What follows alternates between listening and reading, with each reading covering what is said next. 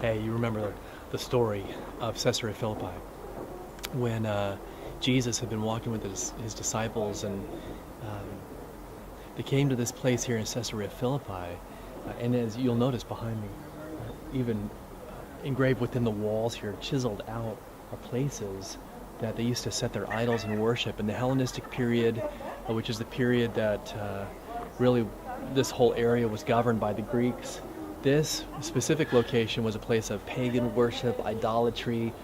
The Greek god Pan was worshipped here, as well as the other pantheon of gods and goddesses. And so during that 250, 300 year period, they would actually place their gods and goddesses here in these little enclaves and worship them.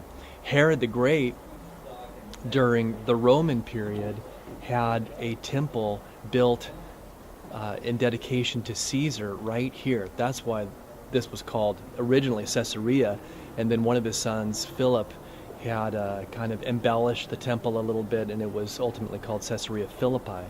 But here, Herod had built a temple to the worship of Caesar and in Caesar's name, and so Jesus brings his disciples here, a place of religious pluralism, a place where a variety of different gods and goddesses are worshipped. You know, not much different than the United States right now. And in the midst of the religious pluralism and the different gods and goddesses, he says to his disciples, "Who do men say that I am?" You know, what's the word out there? And of course he knew this, but he was drawing something out of his disciples. And they said, well, some are saying that you're John the Baptist, come back from the dead. Some say that you're Elijah. Some say that you're Jeremiah or one of the prophets. And then Jesus says, in the midst of all of these options, he says, but who do you say that I am?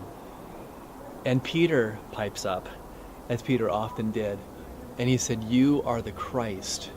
You are the Son of the living God. And it's an amazing declaration and truly the foundation of the church.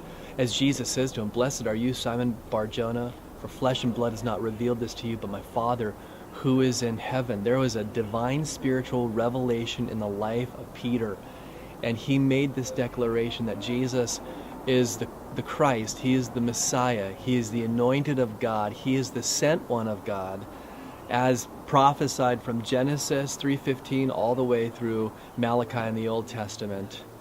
He is the one who's come to reconcile humanity to God, and in addition to that, he is the Son of the living God. He is God incarnate. He is not only the Son of God, but he is God the Son. And this was the revelation that he had. But Jesus made it clear to his disciples that they needed to come to that specific conclusion themselves. And so, as we live in a culture of religious pluralism, I wonder, have you come to that conclusion yourself? Have you answered personally that question that's posed to you by God? Who do you say that Jesus is?